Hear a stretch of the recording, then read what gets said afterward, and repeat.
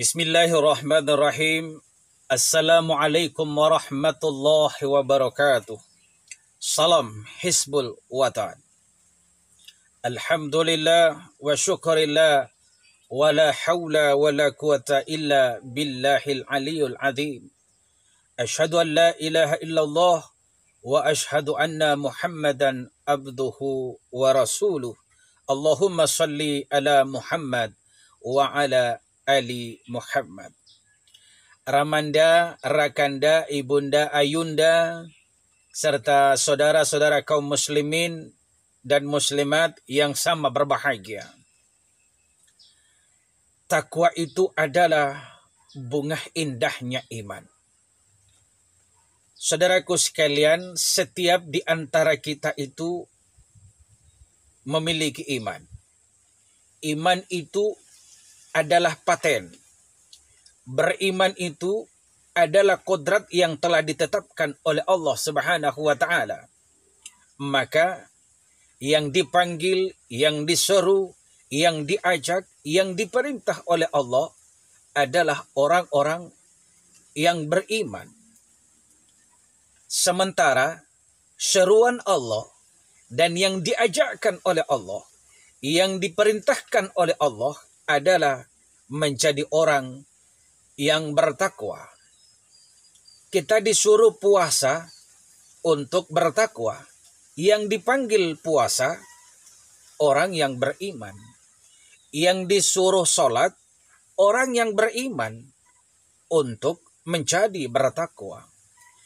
Yang disuruh beribadah itu adalah orang-orang yang beriman untuk menjadi orang-orang yang muttaqin, menjadi orang-orang yang bertakwa.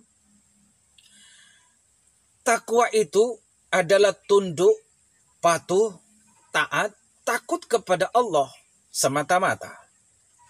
Maka perintah dilaksanakan, larangan ditinggalkan.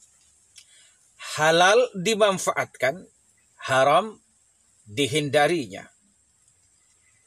Takwa ibarat bunga yang memperindah bunga itu adalah kuntumnya.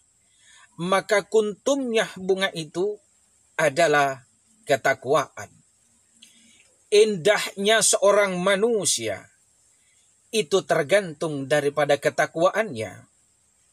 Fisik akan pudar, cantik akan berubah, gagah akan sirna. Kulit yang licin, tubuh yang tegap, semuanya akan hilang. Tetapi keindahan seseorang, kemuliaan seseorang akan tetap dikenang keindahannya adalah karena ketakwaannya.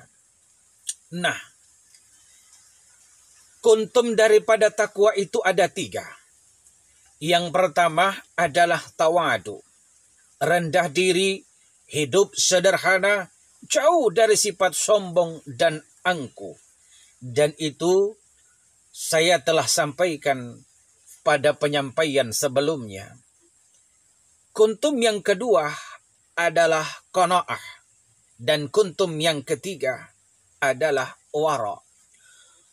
Kuntum yang kedua adalah qanaah. Kita sampaikan sedikit pada kesempatan saat ini. Qanaah itu adalah merasa cukup. Orang yang qanaah maka tenang hatinya. Bahagia selalu kehidupannya. Tetapi orang yang jauh daripada qanaah, hidupnya akan selalu gelisah. Orang sukses, dia yang was-was. Orang berhasil, dia yang khawatir.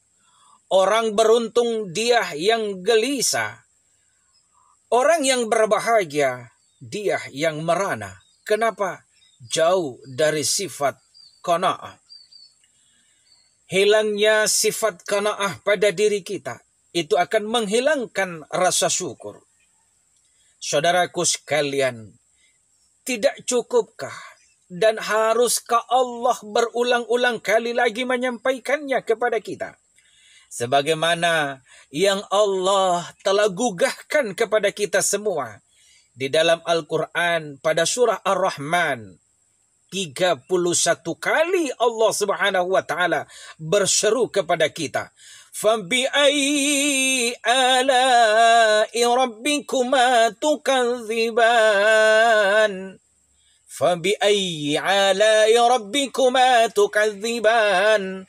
Fabi'ayyi ala'i rabbikuma tukadziban. 31 kali Allah ulangi di dalam surah itu. Hadirin saudaraku sekalian, itu pertanda minimal ada 31 item nikmat Allah berikan kepada kita. Lalu Allah gugahkan, nikmatku yang mana lagi, nikmat Allah yang mana lagi yang engkau dustakan. Lihatlah jasmania kita, diri kita ini tak perlu menyeruak langit ke angkasa, tak perlu membelah bumi sampai ke patalah bumi. Cukup lihat diri kita. Jangan mengeluh. Pandangan dari matamu, pendengaran dari telingamu, pikiran dari akalmu, kalimat dari lisanmu, kekuatan dari tanganmu, arah dari kakimu. Dan yang paling utama adalah kekuatan batiniyah, qalb yang Allah berikan kepada kita. Adalah nikmat dan karunia yang tak terhingga yang Allah berikan kepada kita. Tapi kadangkala harta sederhana, harta secuil yang menyebabkan kita menjadi manusia yang lupa daratan. Sehingga hilang rasa syukur, maka kita berusaha apa yang ada untuk ditambah, dikumpulkan, dan dikumpulkan. Sampai kita menjadi orang yang terkaya di dunia, miliuner, jutawan, triliuner, dan apapun namanya. Jangan sampai kita menjadi korun berikutnya karena hilangnya rasa syukur. Hilangnya rasa syukur menjadikan kita orang yang suka berkeluh kesah. Ingat, jangan sampai kita malah termasuk orang-orang yang dikemukakan Allah pada Quran surah Al-Ma'arij ayat 19, 20 dan 21. Innal insana khuliqa halu'a ila idza massahu syarru jazua wa idza massahul khairu manu'a. Sesungguhnya manusia itu diciptakan berkeluh kesah. Jikalau ditimpa musibah, maka dia berkeluh kesah. Tapi jikalau dia diberikan nikmat, maka dia menjadi kikir. Ketika kaya, dia sombong. Melihat orang kaya, dia mencibir. Tetapi melihat orang miskin, dia malah ketakutan. Melihat pejabat, dia mencemooh. Tetapi melihat bawahan menganggap rendah. Itulah sifat dan tanda-tanda orang-orang yang jauh dari sifat qanaah. Kuntum yang ketiga adalah wara, berhati-hati. Siapa yang berhati-hati maka hidupnya akan aman. Tetapi yang lalai hidupnya akan celaka. Maka jangan anggap enteng yang kecil, jangan remehkan yang kecil. Jangan anggap enteng pahala-pahala kecil dan jangan remehkan dosa-dosa kecil. Karena mereka yang tidak berhati-hati akan menuai kecelakaan. Mereka yang tidak berhati-hati di dunia saat ini akan menyesal di hari kemudian. Ingat, sesal dahulu pendapatan, sesal kemudian tiada berguna. Semoga kita menjadi orang-orang yang bertakwa, yang diperindah dengan sifat tawadu kita, rendah diri dan sederhana kita, qanaah dan merasa cukup. Kita telah memiliki banyak, maka kita akan murah hati untuk memberi dan bersedekah. Lalu kita akan berhati-hati, berkata hati-hati, berjalan berhati-hati, berbuat pun dengan penuh kehati-hatian. Ingat, Allah Maha melihat dan Maha mendengar serta Maha mengetahui atas segala sesuatunya. Terima kasih dan mohon maaf. Wallahu a'lam bishawab.